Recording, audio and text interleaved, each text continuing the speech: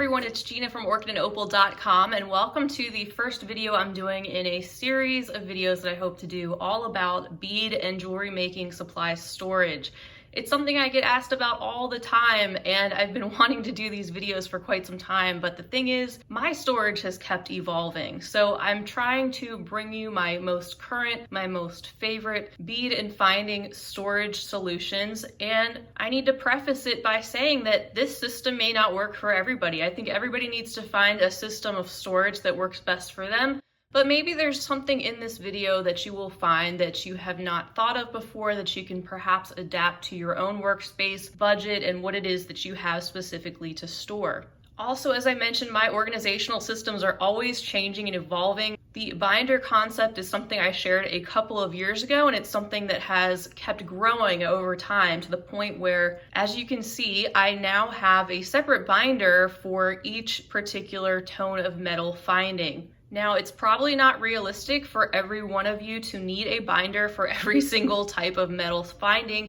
And when I started this method, I started with a simple 3-inch 3-ring binder. If you hadn't seen that video, I will try to link that in the corner. You can see where it all started. But the concept is the same. Inside, which I'll show you in just a moment, you'll find pages of plastic baseball card sleeves where I then insert a little bag into the 9-section pages of each particular thing I want to store, and it's worked out great for me. If I need gold findings of any kind, I know exactly where to go, and it's all compact and stored inside these binders neatly in plastic, which keeps the findings airtight, not out in the open where they could oxidize. And since findings are generally not that interesting, I don't mind keeping them in a binder where I don't actually see them on a daily basis. I just pull them out when I need them.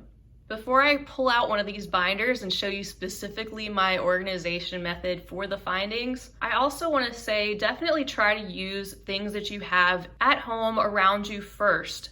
Try to adapt your storage needs to the situation. Start small, don't get overwhelmed. If you can just do little bits at a time, over time you will find and develop systems that work best for you.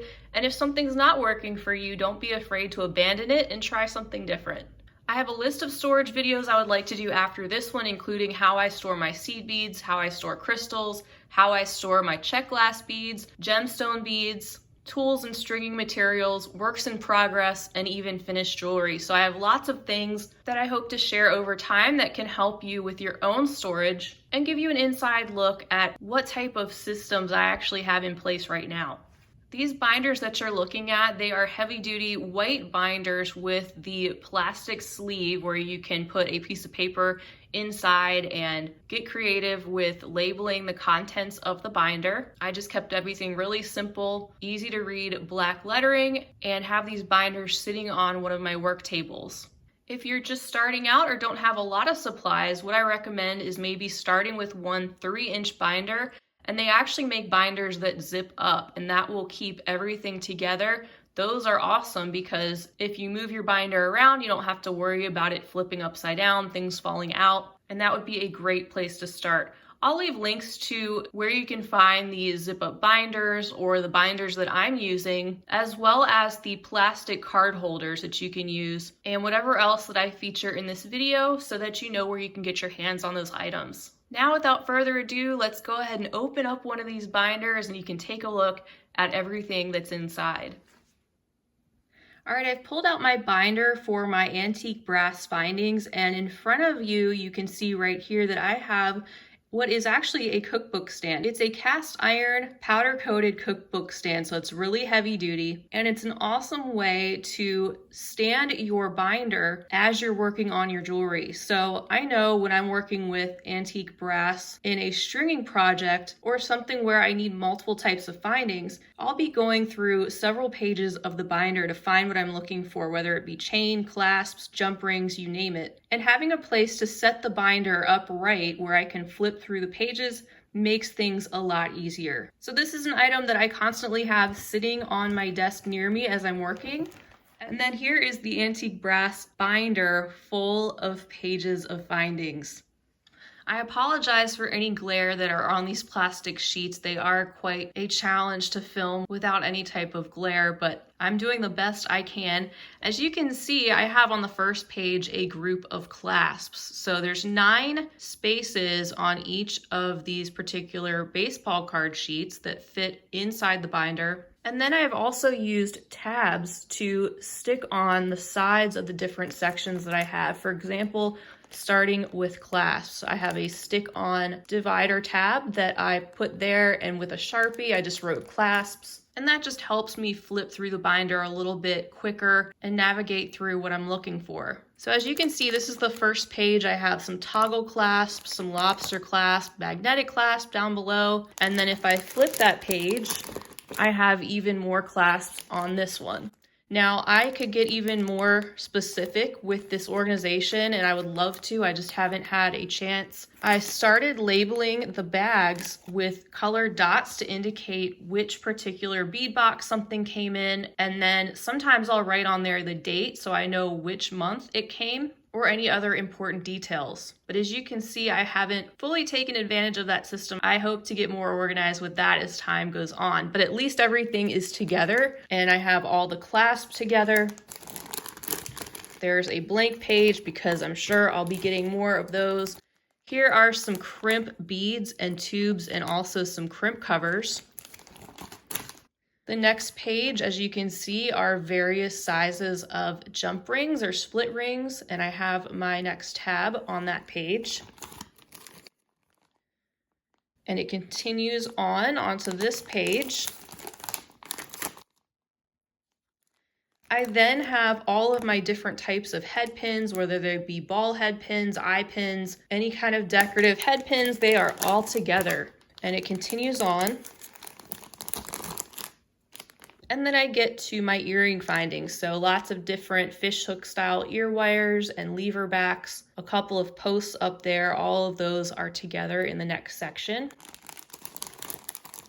So I just want to take a moment to say that I did find that it's really helpful to go with more heavy duty plastic sleeves.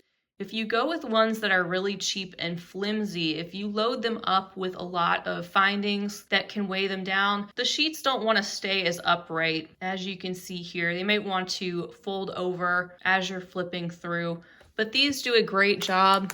And especially if you have a stand or something that you can lean it up against where they may be slightly tilted back, that will help a lot too. So my next section is full of connectors. I have all sorts of different ones that I've gathered over the years. Also things like chandelier findings. And it continues on. And even more connectors. And then I have a section for things like pendants and focals. You can see I have some filigree up there on the top left, some leafy pendants down here, and then some other miscellaneous antique brass findings like some cord ends. I have some bails, some ribbon ends, things like that. And then I put these antique style findings with the verdigris that I had gotten in a Beads of the Month club in with the antique brass as well. I think they kind of coordinate anyway, so I made a page for that. And then the final 2 pages contain bags of chain, as you can see. So in each of these different pockets, I have the components stored in these little plastic bags. A lot of them are just recycled, and a lot of times when you make a purchase or get a bead subscription, they put the items in these little plastic baggies already, and that makes it easy to see through the bag and through the pocket, of course, to know exactly what you have, and it keeps your findings airtight. So I just take out a bag of whatever it is I need at the time. And if I'm working with multiple types of the same particular finish, I'll just keep the binder out on the stand and flip through as I need to. And I found it keeps everything nice and neat and easy to store. I could go through each and every one of these binders, but what you'll find is that it's pretty much the same system. I have everything stored by tone of metal, and then everything is in these plastic sleeves and plastic baggies. And I try to store the findings and components by type, like clasps, earring findings, chain, etc. In addition to the findings binders, you can also adapt this method using the binders and the sleeves for other things. As you can see on the left-hand side, I even have a binder for my buttons. I have one for cord and tassels, ones that maybe I just have a couple feet of a certain type of cord or ribbon. And I also have a binder for pendants. Those are mainly gemstone pendants. And I will take that out so you can take a little peek at how those items look as well. You can see I have got a variety of different types of gemstone and carved pendants that aren't a particular type of metal stored in these plastic sleeves. You can do the same thing with focal beads, or maybe you have beads where you only have a couple of different ones. Maybe they're specialty, but it would be easy for them to get lost amongst your other things. It's a great system for storing things safely and airtight together, where they won't get jumbled up amongst other things and where you'll know exactly where to locate them later. I want to thank you guys for joining me today. I hope this was a helpful video for you, or at least gave you a peek into my area and how I store my findings. And again, this may not be the right thing for you, but I do highly recommend it. I know it's worked for me for quite some time. Like I said, you can even adapt this to a single binder. You don't need multiple binders like I have accumulated over time. Just a reminder, I will leave links to everything that I shared here today down below the video, including the binders. I'm using the 2-inch and 3-inch sizes. I'll leave a link to the 9 pocket pages, the colorful dots, even the cast iron cookbook stand that I highly recommend. It comes in different colors too. I hope you'll stay tuned for more storage and organization videos. And if this video was helpful or enjoyable for you, I hope you'll give it a big thumbs up and hit that subscribe button while you're here so you can be notified of upcoming videos. Check below for links to my social media handles as well. I'd love for you to be following along with me there too. Feel free to leave me a comment down below. Let me know what you think of this method. Maybe you've done something similar. Let us know what you do. Maybe you do something totally different. We can all learn from each other and share ideas to find what works best for us. I really appreciate you being with me today. I hope you have a fabulous rest of your day. I hope you're staying well and inspired. And until next time, as always, happy beading.